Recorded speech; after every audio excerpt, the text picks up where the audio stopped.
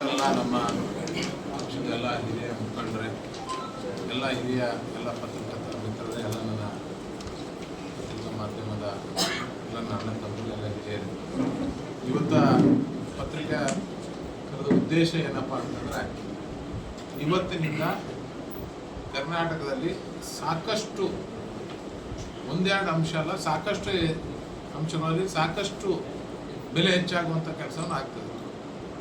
ಮೊನ್ನೆ ನಡೆದಂಥ ವಿಧಾನಸೌಧ ಅಧಿವೇಶನದಲ್ಲಿ ಬಜೆಟ್ ಮಂಡನೆ ಮಾಡುವಂಥ ಸಂದರ್ಭದಲ್ಲಿ ಸಾಕಷ್ಟು ಬೆಲೆಯನ್ನು ಏರಿಕೆಯನ್ನು ಮಾಡಿದ್ದಾರೆ.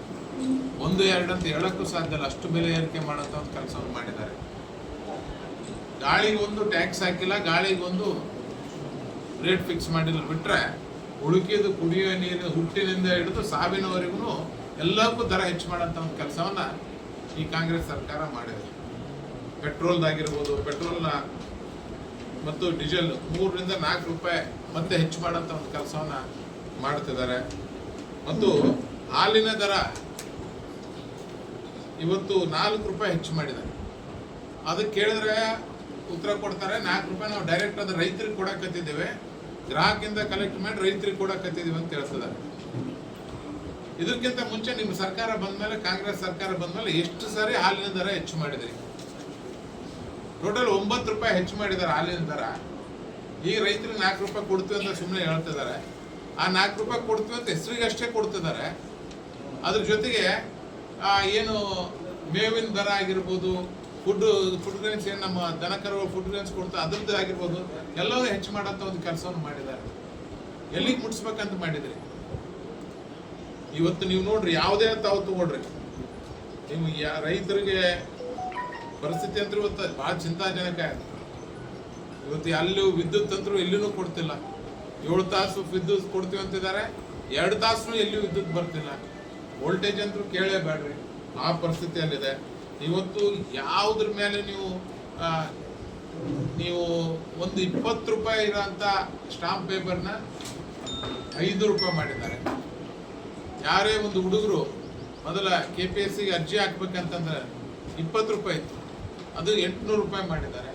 ಈ ಥರ ಟ್ಯಾಕ್ಸು, ಮನಿ ಟ್ಯಾಕ್ಸ್ಗಳು ಹೆಚ್ಚು ಮಾಡಿದ್ದಾರೆ, ಲ್ಯಾಂಡ್ ಟ್ಯಾಕ್ಸ್ಗಳು ಹೆಚ್ಚು ಮಾಡಿದ್ದಾರೆ. ಈಗಂತೂ ಯಾವ ಎಣ್ಣೆ ಲ್ಯಾಂಡ್ಗಳಂತೂ ಖರೀದಿ ಮಾಡೋಕ್ಕೆ ಆಗಂಗಿಲ್ಲ. ಎಲ್ಲಿಯಾದರೂ ಹೋಗಿ ಯಾವುದೋ ಒಂದು ಹಳ್ಳಿ ಗ್ರಾಮಾಂತರ ಪ್ರದೇಶದಲ್ಲಿ ಯಾವುದೋ ಒಂದು ಎಣ್ಣೆ ಲ್ಯಾಂಡ್ ಖರೀದಿ ಮಾಡ್ಬೇಕಂತಂದ್ರೆ ಸ್ಕ್ವೇರ್ ಫೀಟಿಗೆ 2000 ರೂಪಾಯಿ ಆಗ್ತದೆ. ಆ ಟ್ಯಾಕ್ಸ್ಗಿಂತ ದರ ಕಡಿಮೆ ಅದ. ಅಂದರೆ ನೀವು ಎಷ್ಟು ದುಡ್ಡು ತುಂಬಿ ಇದನ್ನು ಮಾಡ್ತೀವಿ, ರಿಜಿಸ್ಟ್ರೇಷನ್ ಮಾಡುತ್ತೀವಿ, ಅದರಲ್ಲಿ ಟ್ಯಾಕ್ಸ್ಗಿಂತ ಲ್ಯಾಂಡ್ ರೇಟ್ ಕಮ್ಮಿ ಆದ, ಅಷ್ಟೊಂದು ಟ್ಯಾಕ್ಸ್ ಹೆಚ್ಚು ಮಾಡೋಂಥ ಕೆಲಸ ಮಾಡಿದೆ. ಸ್ಕ್ವೇರ್ ಫೀಟಿಗೆ 2000 ರೂಪಾಯಿ ಹಾಕಂತ ಕೆಲಸ ಮಾಡಿ. ಅಂದರೆ ಈ ಸರ್ಕಾರ ಏನು ಮಾಡ್ತದೆ, ಸುಮ್ಮನೆ 5 ಪಂಚ ಗ್ಯಾರಂಟಿ ಕೊಡ್ತೀವಿ ಅಂತೇಳಿ 5 ಗ್ಯಾರಂಟಿ ಹೆಸರು ಮೇಲೆ 500 ಜಾಸ್ತಿ ಮಾಡೋಂಥ ಒಂದು ಕೆಲಸವನ್ನು ಮಾಡಿದೆ. ಇವತ್ತು ಜನರ ಪರಿಸ್ಥಿತಿ ಭಾಳ ಚಿಂತಾಜನಕ ಆಗಿದೆ. ಇವತ್ತು ಟ್ಯಾಕ್ಸ್ ಗಾಡಿಗಳಿಗೂ ಎಲ್ಲ ವೆಹಿಕಲ್ಗಳಿಗೂ ಟ್ಯಾಕ್ಸ್ ಹೆಚ್ಚು ಮಾಡೋಂಥ ಒಂದು ಕೆಲಸವನ್ನು ಮಾಡ್ತಿದ್ದಾರೆ. ಇನ್ನೊಂದು ಹೊಸದಾಗಿ ಬೆಂಗಳೂರಲ್ಲಿ ಹೊಸದಾಗಿ ಸ್ಟಾರ್ಟ್ ಮಾಡಿಬಿಟ್ಟಾರೆ, ಕಸದ ಮೇಲೂ ಟ್ಯಾಕ್ಸ್ ಅಂತ. 10 kg ಕಸ ಇದ್ರೆ ಇವನಿಗೆ 500 ರೂಪಾಯಿ, 1 ಕ್ವಿಂಟಲ್ ಕಸ ಇತ್ತಂತಂದ್ರೆ 8000 ರೂಪಾಯಿ. ಏನು ಯಾವ ಥರ ಜೀವನ ಮಾಡಬೇಕು, ಏನು ಮಾಡಬೇಕು ಒಂದೂ ಅರ್ಥ ಆಗ್ತಿಲ್ಲ. ಇವು ಸುಮ್ಮನೆ ಪಂಚ ಗ್ಯಾರಂಟಿಗಳು ಕೊಡ್ತೀವಿ ಅನ್ನೋದು ಬಿಟ್ರೆ, ಇವತ್ತು ನನ್ನ ಮನೆ ಹತ್ರ ಕೆಲವು ಜನ ಹೆಣ್ಮಕ್ಳು ಬಂದಿದ್ರು, ಬೆಳಗ್ಗೆ ಬಂದು ಕುಡಿಯೋ ನೀರಿಂದಲೂ ಸಿಕ್ಕಾಪಟ್ಟೆ ಜಾಸ್ತಿ ಬೆಳೆದ್ಬಿಟ್ಟಾರೆ. ಸುರ್ಪುರದಲ್ಲಿ ಕುಡಿಯೋ ನೀರಿಂದು ಮಾಡಿದ್ರು. ಸರ್, ಆ ಗ್ಯಾರಂಟಿಗಳು ವಾಪಸ್ ತಗೋ ಅಂತೇಳಿ ರೇಟ್ ಕಡಿಮೆ ಮಾಡಿ ಅಂತೇಳಿ ಬಂದು ಹೆಣ್ಮಕ್ಳು ಬಂದಿದ್ರು. ಆ ಪರಿಸ್ಥಿತಿಗೆ ಬಂದ್ಬಿಟ್ಟಾರೆ. ಸುಮ್ಮನೆ ಏನಾರ ಕೇಳೋಣ ಪಂಚ ಗ್ಯಾರಂಟಿ ಅಂತೇಳಿ, ಏನು ಪಂಚ ಗ್ಯಾರಂಟಿಗಳು ಏನು ಪಂಚ್ ಗ್ಯಾರಂಟಿಗಳು ಗೊತ್ತಾಗ್ತಿಲ್ಲ ಜನರಿಗೆ. ಪಂಚ್ಗೆ ಸಿದ್ದರಾಮಯ್ಯ ಸಾಹೇಬರು, DK ಶಿವಕುಮಾರ್ ಅವರು ಎಲ್ಲರೂ ಸೇರಿ ಪಂಚ್ ಕೊಡಕತ್ತಾರೆ ಅಂತ ಗೊತ್ತಾಗ್ತಿಲ್ಲ. ಸುಮ್ಮನೆ ಅವು ಒಂದು ಹೇಳಿ ಎಲ್ಲ ಬೆಲೆಯನ್ನು ಹೆಚ್ಚಿಗೆ ಮಾಡ್ಕೊಂಡು ಹೊರಟಿದ್ದಾರೆ. ಇವತ್ತು ಅದಕ್ಕೋಸ್ಕರ ನಮ್ಮ ರಾಜ್ಯಾಧ್ಯಕ್ಷರಂಥ ವಿಜೇಂದ್ರಣ್ಣವರು ಎಲ್ಲರೂ ಮತ್ತು ವಿರೋಧ ಪಕ್ಷ ನಾಯಕರಂಥ ಅಶೋಕ್ ಅಣ್ಣವರು, ಚಲವಾದಿ ನಾರಾಯಣ ಸ್ವಾಮಿ ಅನ್ನೋರು ಎಲ್ಲರೂ ಸೇರಿ ನಾಳೆಯಿಂದ ಅನಿರ್ದಿಷ್ಟ ಕಾಲ ಉಪವಾಸ ಸತ್ಯಾಗ್ರಹ ಬೆಂಗಳೂರು ಫ್ರೀಡಂ ಪಾರ್ಕ್ನಲ್ಲಿ ಮಾಡ್ತಿದ್ದಾರೆ. ಎಲ್ಲ ಶಾಸಕರು ಮತ್ತು ಎಲ್ಲ ಮಾಜಿ ಶಾಸಕರು, ಮಾಜಿ ಸಚಿವರು, ಎಲ್ಲ MLCಗಳು, ಮಾಜಿ MLCಗಳು, ಯಾರ್ಯಾರು ಡಿಫಿಟೆಡ್ ಕ್ಯಾಂಡಿಡೇಟ್ಸ್ BJP ಅವರು ಎಲ್ಲರೂ ಮತ್ತು ಜಿಲ್ಲಾ ಎಲ್ಲ ಪ್ರಮುಖರು ಆ ಧರಣಿಯಲ್ಲಿ ಭಾಗವಹಿಸ್ತಾರೆ. 2ನೇ ತಾರೀಕು ನಾಳೆ 11 ಗಂಟೆಯಿಂದ ಪ್ರಾರಂಭ ಆಗ್ತದೆ. 11 ಗಂಟೆಯಿಂದ ಪ್ರಾರಂಭ ಆದಂಥದ್ದು ಅಹೋರಾತ್ರಿ ನಡೀತದೆ. ಎಷ್ಟು ದಿನ ನಡೀತದೆ ಏನೋ ನಿರ್ಣಯ ಆಗಿಲ್ಲ, ಪ್ರಾರಂಭ ಅಷ್ಟೇ ನಿರ್ಣಯ ಆಗಿದೆ. ಹಾಗಾಗಿ ಇವೆಲ್ಲ ಬೆಲೆ ಏರಿಕೆ ವಿರುದ್ಧ BJP ಉಗ್ರವಾಗಿ ಹೋರಾಟ ಮಾಡ್ತದೆ. ಇವೆಲ್ಲ ಬೆಲೆಗಳನ್ನ ನಿಯಂತ್ರಣ ಮಾಡಬೇಕು, ಇಲ್ಲಂತಾರೆ ಸಾರ್ವಜನಿಕರಿಗೆ ಜನರಿಗೆ ಬಹಳ ತೊಂದರೆ ಆಗ್ತದೆ. ಮಧ್ಯಮದ ವರ್ಗದವರು ಅಂತೂ ಪರಿಸ್ಥಿತಿ ಕೇಳಲಾರ ಪರಿಸ್ಥಿತಿ ಇದೆ. ಬಡವ್ರದಂತರೂ ಮುಗಿದೋಗ್ಬಿಟ್ಟಿದೆ.